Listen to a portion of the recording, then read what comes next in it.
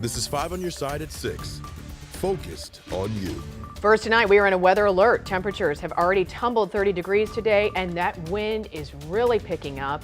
Fierce out there. Thank you for joining us. I'm Ann Allred. And I'm Kelly Jackson. More than 5,000 people are without power in the metro area in places like Brentwood, Baldwin, Fenton, and parts of the Metro East. We have 2 reports tonight. Let's start with Chief Meteorologist Scott Connell. Well, we continue our weather first weather alert here this evening as we're looking at wind gusts 45 to 55 miles per hour. And we're also looking at some light snow falling, but it's the wind and the cold that's really driving our attention at this point because the wind is bringing down some trees or tree branches onto power lines and causing those scattered power outages. We don't see it letting up. Strong winds with that wind advisory through the overnight into early tomorrow. 45 to 55 mile per hour gusts. The Arctic air is surging in now. We stay below freezing until next Wednesday, and dangerously cold wind chills begin as we head into early on Sunday. Now, there are snowflakes flying across the area. You can see them here as we look down in Arnold, but you also notice traffic is rolling along pretty well here, despite the fact on 55 that temperatures are sub-freezing now, and that's because most of that snow is being blown off the roads. Temperatures, they're dropping into the teens as these winds gust 45 to 55 miles per hour. A few power outages. Temperatures will drop into the teens as we continue through this evening. We'll have wind chill warnings and wind chill advisories that go into effect early Sunday morning. More on that and our next chance for snow in just a few minutes, Ann. Our team coverage of tracking the winter weather conditions continues with the 5 on your side storm tracker. Diamond Palmer joins us from I-64. Diamond. Well, and that's right. We are eastbound on I-64 headed downtown, and these conditions right now, as you can see, we're heading into some moderate traffic right now. It is dangerously cold. We're experiencing wind gusts from 45 to 55 miles an hour, like Jim was saying. And right now we're starting to see some snowfall. As you can see, these flurries are coming down pretty consistently, and they have been throughout the last about 30 minutes or so. Missouri Highway Patrol says the weather is something they are prepared to keep drivers safe around the clock, but they're urging drivers, if they do have problems on the road, to not exit their vehicle during blistering cold temperatures. With the cold temperature they're saying and the wind chills where they are, do your best to stay inside your vehicles if you find yourself broke down. They're saying within 15-20 minutes, frostbite can start to set in. So stay inside the vehicle, have a little windbreak from you, and let help come to you. The Missouri State Highway Patrol says if drivers are having problems on the road, that it is best to stay inside of their vehicle and think about calling Star 55, and that will put them to the nearest highway patrol.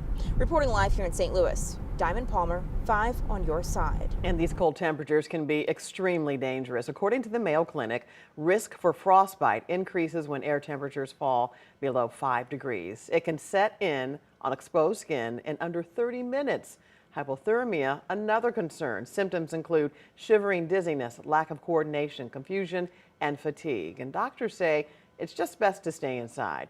If you plan to exercise, you need to move that indoors too. Exercise is always good, but in the very cold temperatures, probably that's a time to stay at home and do it, or go to the gym, because the cold air can still have some negative effects on your lungs. So I would say if it's very cold, if it's too cold out to walk, it's really too cold out to run.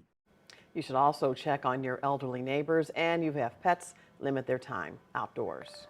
And you can get the Weather First forecast sent to your phone anytime. Just text the word weather to 314-425-5355, and we will send you a link. You can also catch our local newscast and weather forecast anytime on the 5+ streaming app. Just download the free app on your Fire TV, Apple TV, or Roku, and just search KSDK in your app store. Jury selection started today in the murder trial of Thomas Kenworthy. He is charged with killing St. Louis police officer Tamaris Bohannon in August of 2020. Our Christine Byers was there today and has new details ahead of this trial. Jury selection went slowly today, and it ended this afternoon without a jury being seated. Most of the questions from prosecutors today focused on whether potential jurors would be able to set aside their personal beliefs about mental illness in this case. Thomas Kenworthy is charged with the murder of St. Louis police officer Tamaris Bohannon and the shooting of another officer. It happened in August of 2020 in the Tower Grove neighborhood. Bohannon was just 29 years old and left behind a wife and 3 children. Kinworthy looked much different in court today than he did in this mugshot. He's grown a salt and pepper beard. His hair is now in braids that fall just below his shoulders. He sometimes rocked in his chair, and his eyes darted around at the ceiling, never making eye contact with potential jurors. They'll return on Tuesday, hoping to wrap it up in the morning.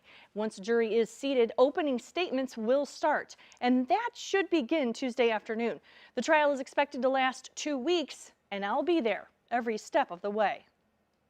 Former Baldwin Police Chief Doug Schaeffler is suing the city for wrongful termination. Schaeffler was fired last month after being placed on leave. According to the lawsuit, the board failed to follow state law when it met behind closed doors and voted to remove him. The Baldwin mayor, Tim Pogue, released a statement calling the allegations baseless and outlined some of the reasons Schaeffler was fired, including purchasing alcohol while on duty or in uniform, misuse of a system to obtain criminal and traffic information for non-law enforcement purposes.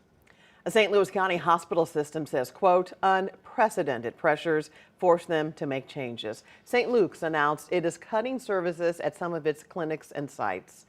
Our Justina Coronel joins us from the newsroom with details about these changes. Yeah, Kelly, so St. Luke's leaders say the hospital system faced high inflation, labor shortages, and reimbursement challenges. Now, earlier today, I spoke to 2 people who tell me they're disappointed by the sudden shift. Health-wise, I have my health back. Renee Corti is grateful for St. Luke's weight management clinic. I'm down almost to a healthy weight range. A vital resource for her may be taken away from others. People were getting healthy. I was getting healthy. I'm very disappointed, extremely disappointed. Friday morning at her appointment, she learned unfortunate news. Our clinic is closing. And I was like, my mouth just hit the floor. Just 24 hours prior, a letter to the St. Luke's team explained the changes. The Vascular Access Center in Frontenac will consolidate into existing services in Chesterfield. Quick Care for Kids, the Inpatient Pediatric Nursing Division, and the Medical Weight Management Clinic are closing. The Plastic and Reconstructive Surgery Clinic will no longer be under St. Luke's, and the OBGYN and Breast Surgeon Clinic is adjusting the number of providers. And this was one of the biggest resources St. Louis had. And now it's going to be gone. I remember what it was like to be that heavy and that overweight and that depressed. And the one thing that gave me hope was looking forward to this initial appointment, and that just got taken away from so many people. The letter was surprising to former St. Luke's employee Amy Meyer. To the capacity that was in this letter, people were not aware of that until the letter went out. Her friends are still employed at St. Luke's. She's concerned for their roles and patients like Corti. I know in the weight management clinic alone, there's over 5,000 patients in that unit alone. So it's really unfortunate for the patients who have had, long-standing service at St. Luke's, and now they're going to be left to, where do I go next? Now, changes will start as soon as next week. St. Luke's CEO said, quote, by making strategic adjustments today, we ensure we are stronger, more resilient, and robust health system tomorrow and well positioned for ongoing long-term success. Coming up, thieves target cars in a Richmond Heights parking lot.